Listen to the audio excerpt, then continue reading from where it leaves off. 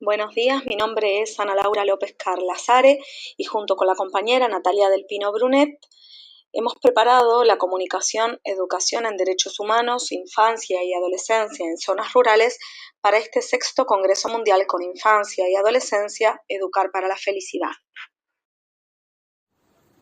Es un hecho que la población rural a nivel mundial no deja de disminuir. Desde hace varias décadas se produce un trasvase de habitantes desde las zonas rurales hacia las ciudades, tanto a nivel interno como internacional. De esta manera, actualmente, la población residente en zonas rurales roza el 40% de la mundial y la ONU, la Organización de las Naciones Unidas, estima que para el 2050 solo 3 de cada 10 personas vivirán en áreas rurales. Estas tendencias nos ponen frente a infinitos desafíos, tanto para quienes gestionan las zonas urbanas como las rurales, pues en ambas tendrán que buscar fórmulas de adaptación y atención a las necesidades de la población. En las zonas urbanas, pues atenderán a cada vez más personas con problemáticas diversas y situaciones novedosas.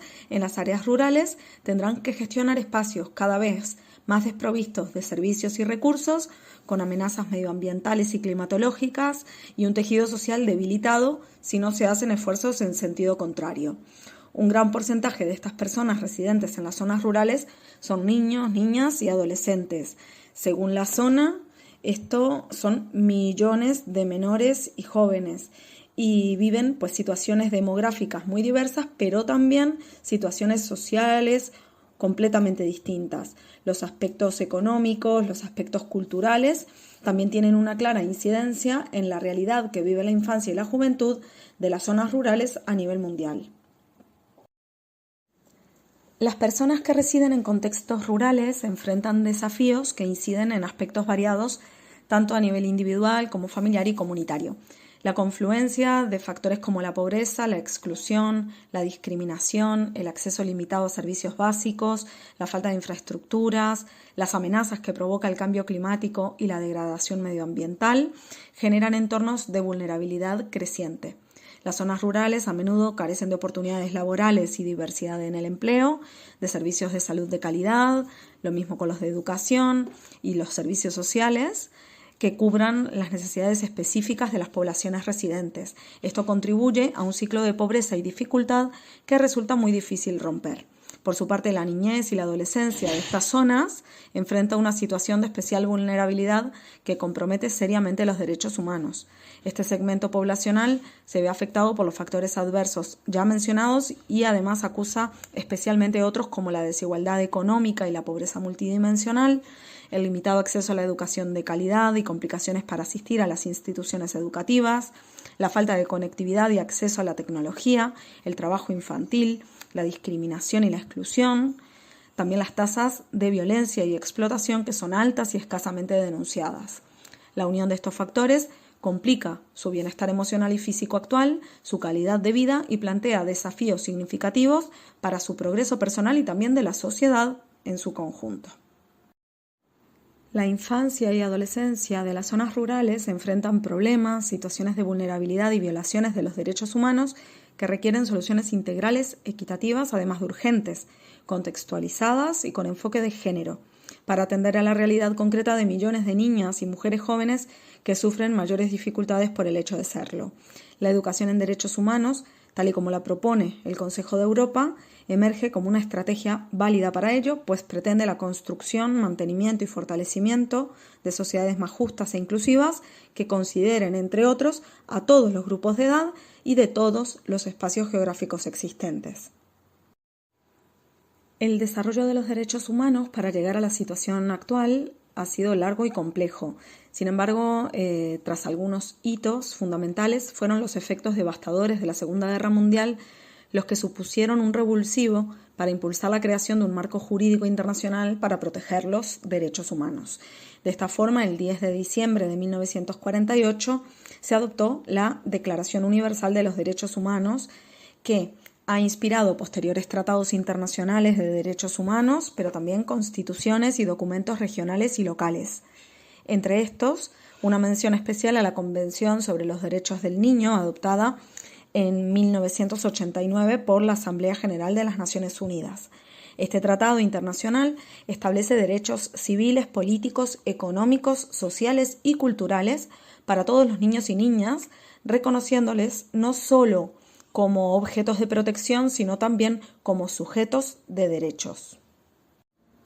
Resulta crucial conocer y también educar sobre los derechos humanos para garantizar que puedan ser protegidos, implementados, promovidos y fortalecidos.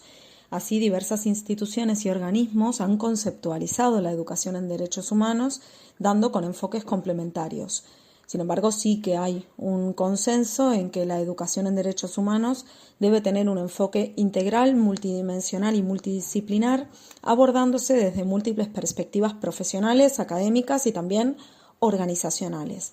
El Consejo de Europa la define como un conjunto de actividades de formación, sensibilización, información, prácticas y educación holística que buscan dotar a las personas de conocimientos y habilidades. El objetivo es fomentar actitudes y comportamientos que apoyen una cultura de los derechos humanos en la sociedad, promoviendo y protegiendo estos derechos, valores y libertades fundamentales. Además, el Consejo de Europa distingue 3 dimensiones de la educación en derechos humanos, que son, primero, educación sobre los derechos humanos, que supone conocerlos, también las violaciones más comunes que enfrentan y los mecanismos de protección existentes. Segundo, la educación para los derechos humanos, que pretende desarrollar actitudes, valores, habilidades para aplicar los derechos humanos y promoverlos, tanto de manera personal como comunitaria. Y tercero, la educación a través de los derechos humanos, que enfatiza que para formar y aprender sobre los derechos humanos tienen que buscarse fórmulas integradoras, participativas, democráticas y pacíficas. Digamos que se busca la coherencia entre lo que se enseña y cómo se hace. De esta forma, la educación en derechos humanos emerge como una herramienta crucial para empoderar a las personas, sobre todo a las jóvenes, para que participen activamente en la construcción de comunidades y sociedades más justas, inclusivas, cohesionadas e incluso democráticas. Los principales retos que enfrenta el enfoque de derechos humanos en estos territorios tienen que ver con la infraestructura y recursos educativos, a veces de difícil acceso y disponibilidad, la falta de capacitación específica y permanente sobre el enfoque de derechos humanos, contextos socioculturales adversos y resistentes a los cambios y a los valores propuestos bajo este enfoque, escenarios de pobreza estructural, falta de políticas e inversión, también el envejecimiento y sobreenvejecimiento de las zonas rurales, los niveles bajos de participación comunitaria y la falta de inclusión de las comunidades en la planificación, implementación y evaluación de programas de educación en derechos humanos. Para abordar estos desafíos se necesita coordinación entre gobiernos, organizaciones no gubernamentales, agentes privados, comunidades y también educadores y educadoras. A pesar de los desafíos, hay muchas oportunidades. Para comenzar, existen profesionales de la enseñanza, de la acción social y de otros ámbitos que están dispuestas a formarse y capacitarse en la materia. Además, se está ampliando el conocimiento e información disponible sobre el medio rural y sus singularidades. Es importante utilizarlo para diseñar estrategias que potencien el enfoque de derechos humanos, que sean a la vez integrales y localizadas.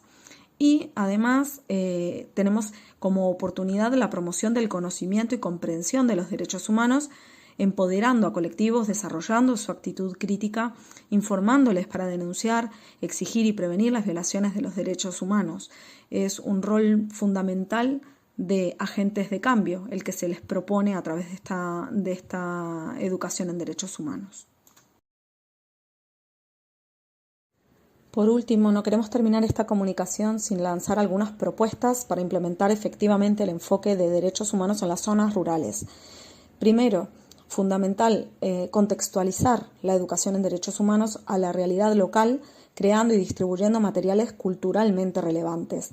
En este mismo sentido, se debe capacitar al personal docente y también a los profesionales de la acción social de manera constante y también localizada. Luego, se deben aprovechar las tecnologías móviles y digitales para facilitar el acceso a la educación en derechos humanos. También nos gustaría decir que se deben desarrollar políticas educativas que aborden específicamente las necesidades y desafíos de las zonas rurales, y también otro tipo de políticas públicas deben estar contextualizadas y aplicar el enfoque de derechos humanos, tales como las sociales. La participación comunitaria en el diseño, la implementación y la evaluación de los programas de educación en derechos humanos Es la única forma de asegurar que sean culturalmente sensibles y relevantes para las propias comunidades. Y por último, no debe olvidarse la importancia de concienciar y sensibilizar sobre lo esencial de la educación y el enfoque de derechos humanos. Sin más, nos despedimos y agradecemos esta oportunidad y además quedamos a disposición en los correos electrónicos que veis en esta diapositiva. Muchísimas gracias y que sigáis disfrutando del Congreso.